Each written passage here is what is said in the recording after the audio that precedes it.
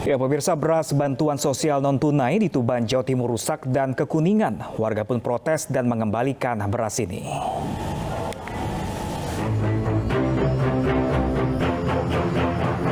Beras bansos di Desa Tluwe, Kecamatan Soko, Kabupaten Tuban, Jawa Timur viral di media sosial. Warga sengaja mengunggahnya untuk menunjukkan kualitas beras yang buruk, rusak hingga 80%. Kekuning-kuningan, banyak kerikil dan berbau. Penyerahan beras bansos ini pun tak sesuai aturan karena langsung disampaikan oleh agen dan bukan perangkat desa. Seperti apa? Kondisinya buruk. Buruk sekali ya? Makanya kan bantuan protes toh. Masih utuh dikembalikan, tapi kalau yang sudah habis gimana? Pokoknya minta itu nanti lebih baik lagi gitu loh. Gitu ya? Nominal uang sama barang harus sesuai. Warga pun telah mengembalikan beras dan menukarnya dengan beras baru berkualitas premium. Namun proses penukaran beras ini sempat diwarnai ketegangan antara pihak agen dengan pendamping warga yang mengawal bansos BPNT tersebut. Berbagai komoditi BPNT seperti beras, telur, minyak goreng untuk bulan November saat ini sudah berada di gudang agen Suryana Sejahtera desa setempat. Dan menurut agen akan segera disalurkan kepada warga agar tidak terjadi polemik kembali. Tadi dari pihak KPM ada yang saya tanya, "Oke, niki jenengan uasi jenengan masak napa mboten?" Terusnya dimasak. Nah berarti kan layak toh Mas. Berarti kan nggak seburuk yang dikatakan. Nah tak tanya, aku tetap masak tak begini, bilang gitu. Tapi tadi ada yang tuker di sini betul? Iya, ada ya? benar ada yang tukar. Tapi ada yang kesini, tapi yang nggak mau dikembalikan. Warga berharap untuk selanjutnya tidak ada lagi keterlambatan. Dari Tuban, Jawa Timur, Pipit Wibawanto, iNews melaporkan. Kita beralih ke informasi lainnya, pemirsa. Puluhan warga antusias berolahraga di kawasan Kanal Banjir Timur. Anak usia 12 tahun dengan pendampingan orang tua sudah dapat beraktivitas di ruang publik. Ternyata banyak juga yang bisa dilakukan di kawasan Kanal Banjir Timur ini, pemirsa. Mulai dari berolahraga sampai menunggang kuda. Ya, di BKT ada persewaan kuda. Harganya 10 sampai 20 ribu rupiah saja. Ada juga persewaan peralatan untuk mewarnai bagi anak-anak. Meski memang anak-anak sudah diizinkan untuk beraktivitas di luar publik, jangan lupa untuk selalu memakai masker, menjaga kebersihan, dan menjaga jarak.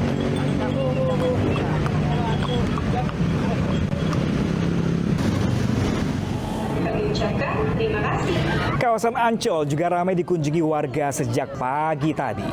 Dari aplikasi Peduli Lindungi tercatat sudah 3.000 lebih pengunjung yang masuk di Ancol. Dan KTP non-DKI sudah diizinkan untuk masuk. Ancol pun memberlakukan ganjil genap bagi kendaraan roda 4 mulai dari pukul 12 siang hingga pukul 18 sore nanti. Rekayasa juga dilakukan untuk memutar arus kendaraan yang masuk melalui pantai barat hingga pantai timur sehingga konsentrasi pengunjung tidak terfokus di pantai timur. Tidak berkerumun sesuai dengan protokol kesehatan. Dihimbau untuk tidak berenang di area pantai sesuai atas kerjasama. Ya, pemirsa, sejumlah lokasi wisata sudah ramai dikunjungi wisatawan. Lalu kita akan pantau langsung bersama Yosefina Damares di Pantai Ancol dan Bunga Cingka di Taman Mini. Namun terlebih dahulu kita Yosefina pemirsa di Pantai Ancol. Yose, bagaimana pantauan Anda antusias warga berwisata di akhir pekan kali ini? Iya, belum relatif ramai pengunjung yang ada di sini, tapi kalau kita lihat lewat aplikasi Peduli Lindungi pada pukul 11 siang tadi sudah ada lebih dari 5.400 pengunjung yang ada di kawasan wisata Ancol, ada di beberapa titik unit rekreasi di kawasan ini, dan biasanya memang akan terus meningkat menjelang siang hingga sore hari, bahkan malam hari, apalagi di masa PPKM level 1 ini. Dari Ancol sendiri juga sudah meningkatkan jumlah kapasitas kapasitas menjadi 75% dari kapasitas normal atau setara dengan 90.000 orang maksimal yang bisa berada di kawasan Ancol. Ancol sendiri sudah bisa menerima pengunjung dari berbagai wilayah dan juga usia, tidak hanya mereka yang berKTP DKI Jakarta, kemudian juga orang tua di atas 70 tahun usianya, ada anak-anak di bawah usia 12 tahun, tetap harus dalam pendampingan orang tua, bisa berekreasi di sini. Dan para pengunjung ini persyaratannya memang harus sudah divaksin COVID-19 setidaknya dosis pertama. Karena Ancol sendiri masih menjadi salah satu lokasi rekreasi favorit bagi warga, khususnya saat libur nasional, tanggal merah ataupun akhir pekan. Jadi manajemen Ancol sendiri ini menerapkan beberapa skema seperti ganjil genap untuk kendaraan roda 4 atau mobil yang berkunjung ke sini diberlakukan mulai pukul 12 siang hingga pukul 6 sore, biasanya dilakukan dari hari Jumat hingga hari Minggu. Kemudian juga ada rekayasa lalu lintas, jadi kendaraan ini harus diputar terlebih dahulu melalui pantai barat hingga pantai timur, tujuannya untuk memecah konsentrasi pengunjung. Jadi mayoritas pengunjung yang biasanya memilih lokasi pantai di kawasan Ancol ini tidak hanya berfokus di pantai timur, tapi juga di pantai barat. Untuk aktivitas di pantai ini memang karena masih belum diizinkan untuk melakukan aktivitas renang, jadi mayoritas memang memilih untuk bermain pasir bersama anak-anak, kemudian juga melakukan piknik di sekitar pantai. Tapi patroli juga terus dilakukan oleh Satgas COVID-19 di sini, sehingga protokol kesehatan tetap ditaati. Kurang lebih seperti itu untuk rekreasi di Ancol. Bagaimana dengan di Taman Mini Indonesia Indah? Sudah ada reporter Bunga Cinka yang melaporkan langsung dari sana. Bunga, silakan dengan laporan Anda. Baik Yosi, nampaknya antusiasmenya tinggi sekali ya, seru sekali berekreasi di kawasan Ancol, Jakarta Utara. Hampir sama di Taman Legenda, Taman Mini Indonesia Indah, Jakarta Timur. Ini antusiasme dan juga euforia pengunjung cukup tinggi.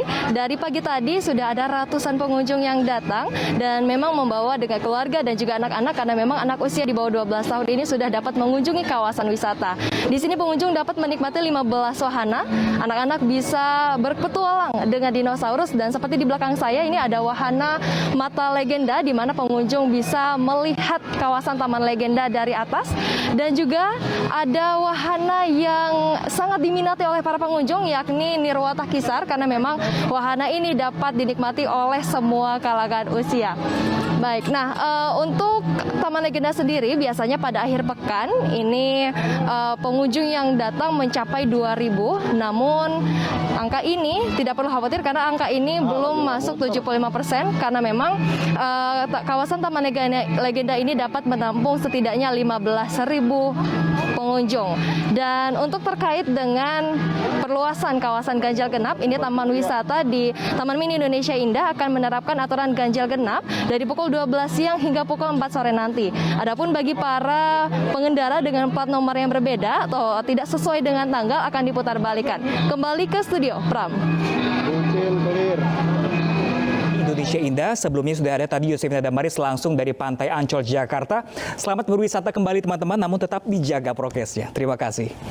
Ya pemirsa, bagi Anda pecinta balap motor, siap-siap merogoh kocek untuk terbang dan beli tiket penonton World Superbike di Mandalika. Selengkapnya sesaat lagi pemirsa, tetaplah bersama kami.